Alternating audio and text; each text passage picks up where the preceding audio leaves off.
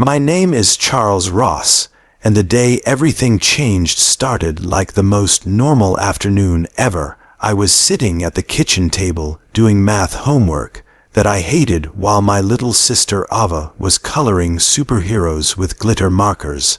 Mom was folding laundry by the counter, socks everywhere, like tiny landmines, and Dad was still at work. Nothing felt important, nothing felt heavy. The phone was on speaker because Mom had been waiting for a call from Aunt Rachel about my cousin Logan's birthday party. I remember feeling kind of excited because Logan always had bounce houses and arcade trucks and really good cake. Then Aunt Rachel's voice came through, bright and fake sweet, and she said, "Ethan's mom, I wanted to talk before we send out the final invites, because this party is going to be very selective." Mom stopped folding socks right away. Her hands froze like she'd hit pause on life. Rachel kept talking, saying Logan's party needed a certain image because of the families attending, kids of investors, doctors, city officials, people who mattered. She laughed a little and said, "Ethan and Ava are sweet kids, but they might feel uncomfortable around this crowd." I didn't fully understand words, but I understood the tone, the way adults talk when they're pretending to be nice while saying something ugly. Mom asked quietly, "What do you mean uncomfortable?" Rachel sighed like Mom was slow and said, "They don't really fit the atmosphere we're creating. We want Logan surrounded by kids who will help him later in life. Connections matter." I felt my face get hot. Ava kept coloring Uno, where Rachel kept going, talking about private schools, advanced programs, leadership camps. Mom asked, "Are you saying my kids aren't invited?" Rachel said, "Not exactly. It's just better this way. Trust me." I wanted to disappear. I wasn't stupid. I knew what she meant. She thought we weren't good enough. Mom said, "They're just kids." Rachel replied, "Logan's future is important." Mom hung up the phone without saying good bye. The room felt different, like the air got heavier. Ava looked up and asked why Mom was sad.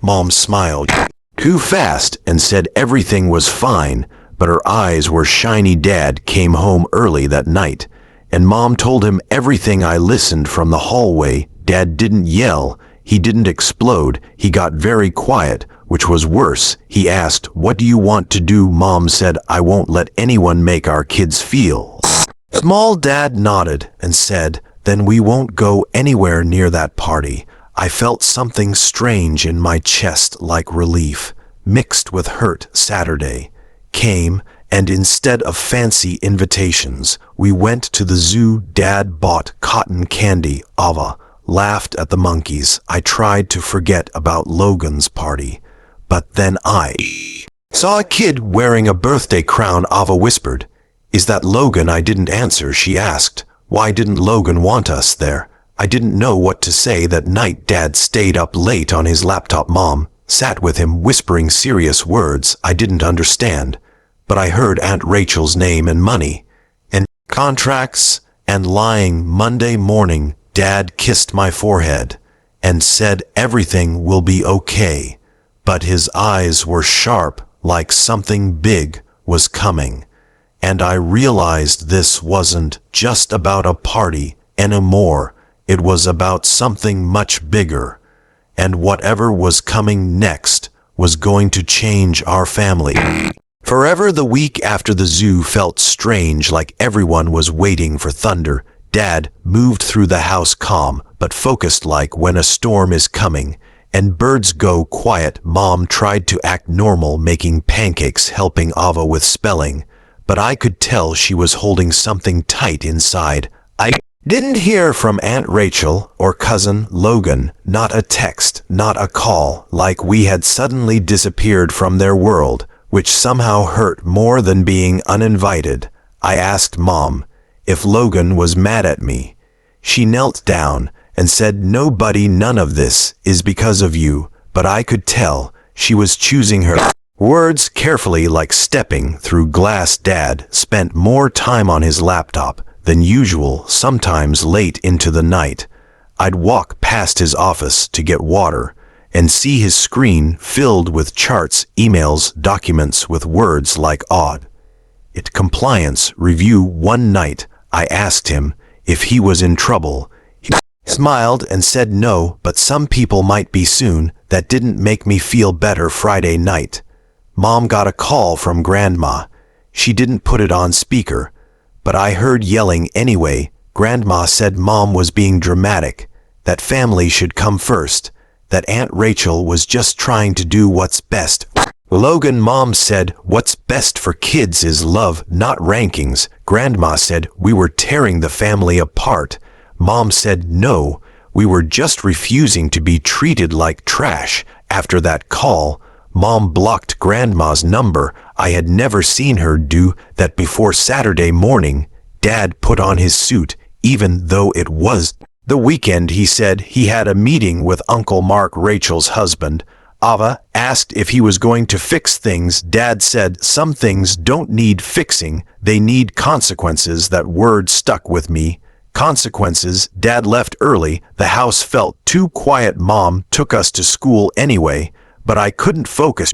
All day my stomach hurt like before a test. When I got home, Mom was pacing her phone, buzzed again and again. She didn't answer. Finally, she sat down just as Dad walked through the door. He looked tired but calm, like someone who had finished something heavy. Mom asked, "Is it done?" Dad nodded and said yes. "And no," she asked, "what does that mean?" Dad said, "Mark has been using my company's name to get money. He's been lying to people, threatening them, promising deals that never existed." Mom covered her mouth. I felt dizzy. Dad said I couldn't ignore it anymore. I ended the contract and reported everything. Mom asked, "Will he lose everything?" Dad said he already did it to himself. Ava didn't understand. She asked if Logan would still come over. Dad looked at her sadly and said, "I don't know, sweetheart." That night, Mom cried quietly in the bathroom. Dad held her like he was holding the world together. Monday afternoon, Aunt Rachel finally called. Mom answered. This time, Rachel was screaming, saying Dad ruined them, that Mark was under investigation, that they might lose their house. Mom said you should have thought about that before calling my kids low quality. Rachel said it was just a party. Mom said no, it was a line and you crossed it. Mom hung up and blocked her number too. Something changed after that, like the house felt lighter. I slept better, I laughed more, but part of me still missed Logan. I wondered if he felt confused like me. 3 months passed, leaves turned red, school got busy. Then one Saturday, Aunt Rachel showed up in our driveway. No fancy clothes, no fake smile, just tired eyes, and cousin Logan holding a small wrapped gift. My heart started racing, because I knew whatever happened next would matter more than the party ever did. And I also knew this moment would decide whether our family stayed broken or became something new. When Aunt Rachel stood in our driveway, she looked smaller than I remembered, like someone had taken the air out of her confidence. Logan stayed close to her side, holding the gift with both hands, like it might protect him. Mom didn't rush outside. She stood by the window for a long second, then told me and Ava to sit on the couch. Dad opened the door. Rachel tried to speak right away, but her voice cracked, and she stopped. Dad stepped aside and let them in. Logan looked at me like he wasn't sure if I hated him. I didn't know how I felt either. Rachel sat down slowly, like she expected to be thrown out at any second. She said, "I know I don't deserve this, but I needed to come." Mom stayed standing. Rachel said everything fell apart. Mark is staying with his brother. The house is on the market. The friends we thought we had disappeared when the money stopped. She laughed once, but it sounded broken. Logan handed me the gift and whispered, "Happy late birthday." Even though my birthday was months ago, I opened it, and it was a small toy basketball. hoop the kind you hang on a door. I smiled without meaning to, and Logan smiled back like he had been holding that smile in for weeks. Rachel looked at Mom and said I was wrong. I thought success meant keeping the right people close and pushing everyone else away. I thought kids were reflections of status, not hearts. Mom finally sat down and said, "Why are you really here?" Rachel swallowed and said, "Logan hasn't slept. He keeps asking why his cousins don't talk to him anymore, why he's not allowed to call you." I didn't know what to tell him, Dad said quietly. "So you came because you lost everything?" Rachel shook her head and said, "No, I came because I realized I already lost the most important things." Before that silence filled the room, Ava climbed off the couch and hugged Logan without asking permission. Logan froze, then hugged her back like he had been starving for it. I felt something loosen in my chest. Mom looked at Dad. Dad nodded just once. Rachel started crying, real ugly crying, and kept saying, "I'm sorry, I'm so sorry." Mom handed her a tissue, but said apology doesn't erase impact. Rachel nodded and said, "I know, I'm not asking to go back to how things were. I'm asking for a chance to do better." Dad said doing better means honesty, always. Rachel said, "I understand," Mom said, "and it means never making our kids feel less than again." Rachel looked straight at me and Ava and said, "Never again." I promise. They stayed for dinner that night. Nothing fancy, just spaghetti. Logan and I played basketball in the hallway, laughing like no time had passed. But something had changed. Rachel helped Mom with dishes. She didn't give advice or brag, she just listened. Later that night, Dad told me some adults learn lessons late, but that doesn't mean they can't learn them at all. Weeks passed. Rachel got a job at a small marketing firm. Nothing glamorous. She stopped posting perfect pictures online.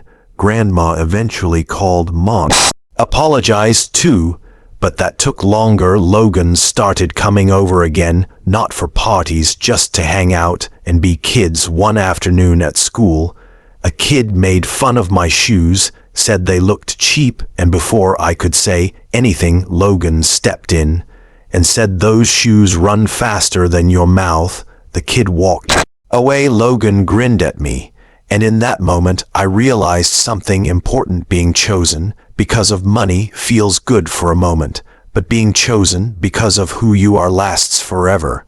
And just when I thought the story was over, Dad came home with a letter that had a familiar company logo on it.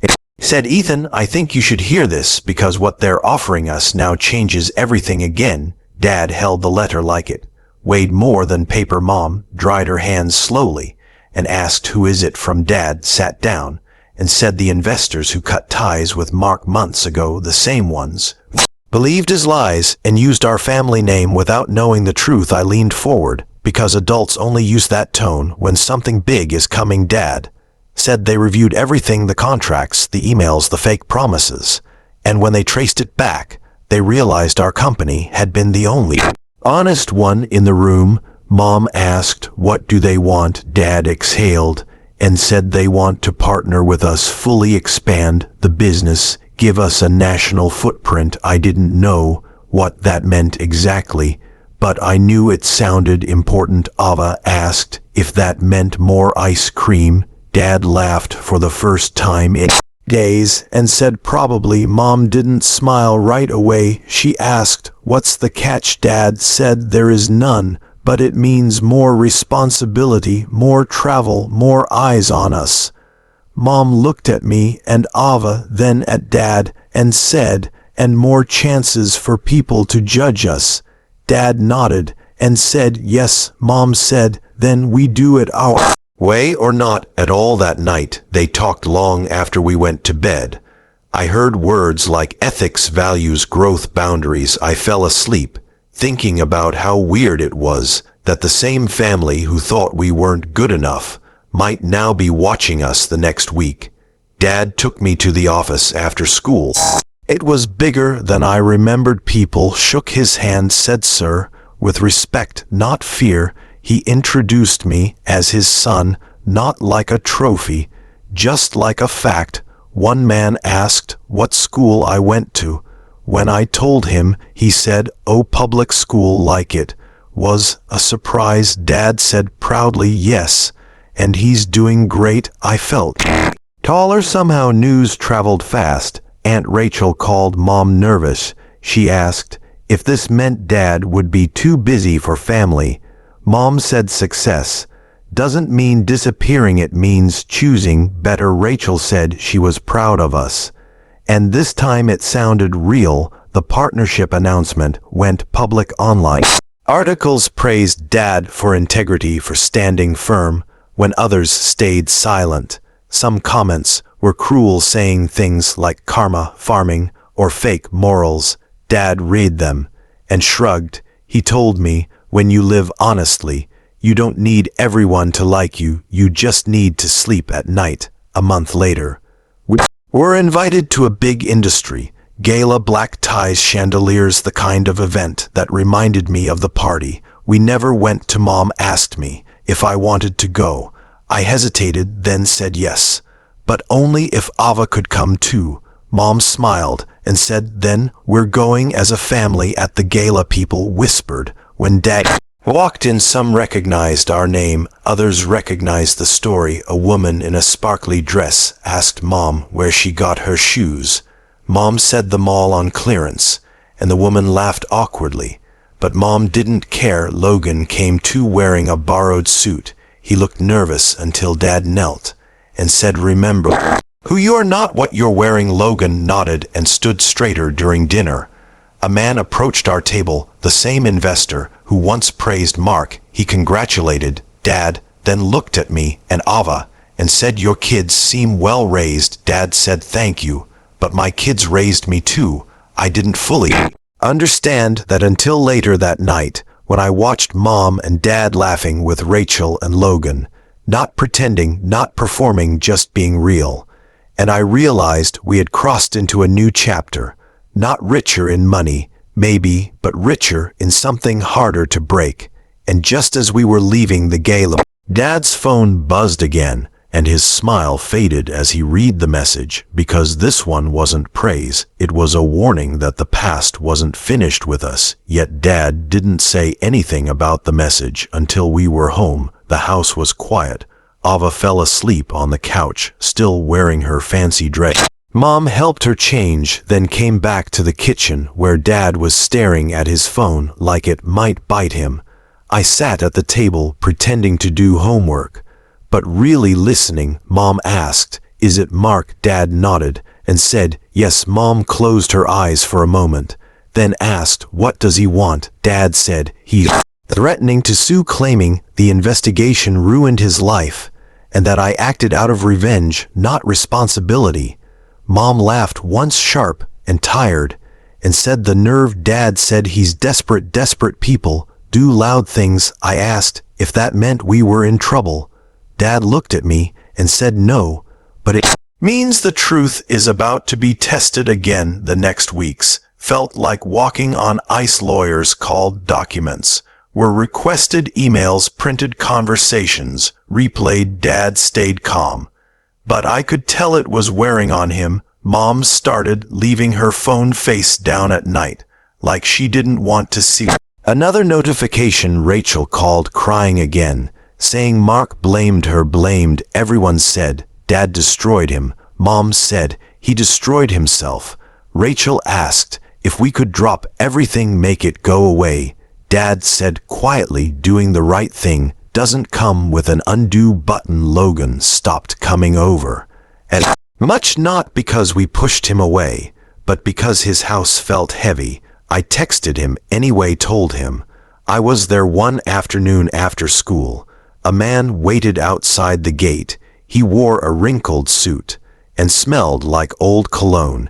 He called my name. I froze. A teacher noticed and stepped between us. The man said, "Tell your father he didn't win yet." Later, Dad told me that was Mark. I felt anger burn in my chest, but also something else, pity. The court date came fast, too fast. Mom sat between Dad and Rachel. Mark didn't look like my uncle anymore. He looked smaller, angrier, like a man fighting shadows. His lawyer spoke loudly, said, "Dad acted maliciously," said family betrayal is the worst kind. Dad's lawyer didn't raise his voice. He just laid out facts, timelines, records, patterns.